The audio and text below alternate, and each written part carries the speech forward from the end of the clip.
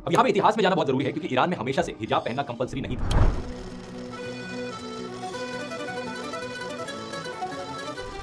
Specifically कहा जाए तो साल 1979 से पहले ऐसा नहीं होता था। 1979 में इस्लामिक रेवेलियन देखने को मिली थी ईरान में और उससे पहले ईरान को रूल किया जाता था मोहम्मद रेजा के द्वारा। वो एक फॉरेन एजुकेटेड, सेक्युलर और मॉडर्न आउटलुक के आदमी थे। उन्होंने आजादी के फेवर में कई कदम उठाए थे, जैसे कि पॉलीगैमी को बैन करना, मिनिमम मैरिज एज को 18 ईयर्स तक कर देना। उनके समय में काफी इंडस्ट्रियलाइजेशन और इकोनॉमिक डेवलपमेंट देखने को मिली, लेकिन ये सब बदल गया ईरान में साल 1979 में।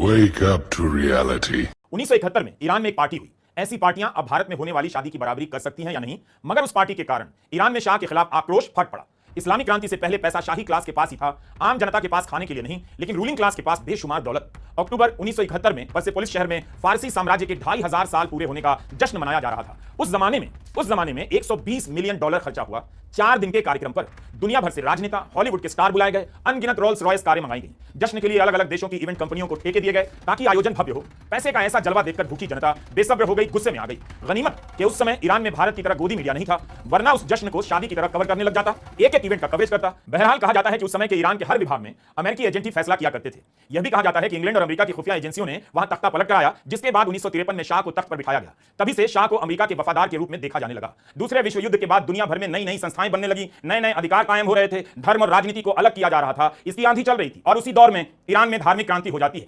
इस्लामिक क्रांति की बुनियाद में केवल अमेरिका का ही विरोध नहीं था, यूरोप के देशों और पश्चिम की सभ्यता का भी पुरजोर विरोध था। जब पश्चिम की संस्कृति का प्रसार अति की सीमा पार कर गया और ईरान को लगा कि उसकी पहचान मिट रही है और अन्य आर्थिक स्थितियां खराब हो रही हैं, तब वहां के मुल्लाओं ने विरोध किया और अयातुल्लाह खुमैनी इस्लामिक क्रांति के नायक बनकर उभरते हैं। हिजाब का विरोध करने वाली महसा अमीनी की संदिग्ध परिस्थितियों में एक अस्पताल में मौत हो जाती है। आमतौर पर माना जाता है कि सरकार ही उसकी मौत के लिए जिम्मेदार है। दुनिया भर में महसा अमीनी के लिए आवाज उठी थी। 16 साल की निका शकरामी को मार दिया गया। ईरान में यूट्यूब बैन है। सोशल मीडिया पर शाह के समय का वीडियो दिखाकर ईरान के प्रति एक समझ पैदा की जाती है। तस्वीर को बिना इतिहास और संदर्भ के ठेलकर एक पूर्वाग्रह को विकसित किया जाता है कि देखो शाह के समय कितनी आजादी थी, महिलाएं कुछ भी पहन सकती थी, घूमने की आजादी थी, लोग मुस्कुरा रहे हैं वगैरह वगैरह। जबकि इस्लामिक क्रांति के बाद का ईरान अलग नजर आता है। दोनों तस्वीरों को समकक्ष दिखाने की अपनी राजनीति है, जिसमें से अमेरिका गायब रहता है।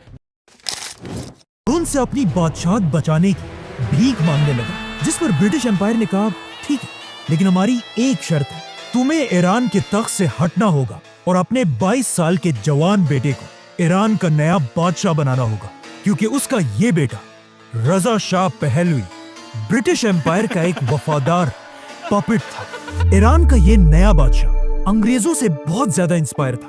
वो चाहता था ईरान के लोग भी बिल्कुल वेस्ट की तरह कपड़े पहने, उन्हीं की तरह पार्टियां करें। पहले दिन से ये कोशिश कर रहा था कि किसी तरह इस्लाम को ईरान के लोगों से दूर कर दिया जाए, जिसकी वजह से उसने ईरान में हिजाब पहनने पर पाबंदी लगाई, बहुत सारे मदरसों और मस्जिदों को बंद कर दिया और ईरान के बड़े बड़े इस्लामिक स्कॉलर्स को गिरफ्तार करने लगा और इनकी जगह म्यूजिक, पार्टीज और शराब को पूरे ईरान में फैलाने लगा।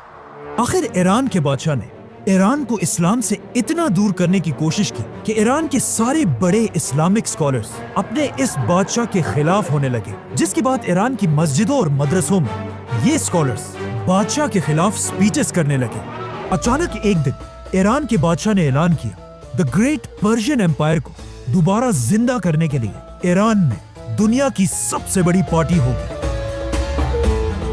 ये एक ऐसी पार्टी थी जिसमें दुनिया के सारे लीडर्स और बड़े बड़े सेलिब्रिटीज इनवाइट किए जाएंगे। इस पार्टी के लिए ईरान के डेजर्ट के बीच में एक नई सिटी बनाई गई और अपने वीआईपी मेहमानों के लिए ईरान के बादशाह ने 600 लेमोजीन्स मंगवाई, सोने की प्लेट्स में खाना खिलाया, जिसके बाद ईरान के बादशाह ने सबको अपने सामने खड़ा किया और अपने सोने के तख्त पर ऐसे बैठा कि अब वही पर्शियन एम्पायर का नया शहंशाह है। लेकिन अब जब ईरान का बादशाह अपनी अयाशी की जिंदगी गुजार रहा था, वहाँ ईरान के गरीब लोग सोचने लगे कि हम यहाँ खाने पीने की चीजों को तरस रहे हैं और हमारा बादशाह सोने की प्लेट में खाना खाता है। इसीलिए इस पार्टी के बाद ईरान के लोग बहुत तेजी से इमाम खुमैनी की सोच की तरफ बढ़ने लगे। आहिस्ता आहिस्ता खुमैनी ईरान में इतना ताकतवर हुआ कि ईरान के बादशाह को समझ आ गई कि अब उसे सिर्फ एक ही ताकत खुमैनी से बचा सकती है, सुपर पावर अमेरिका।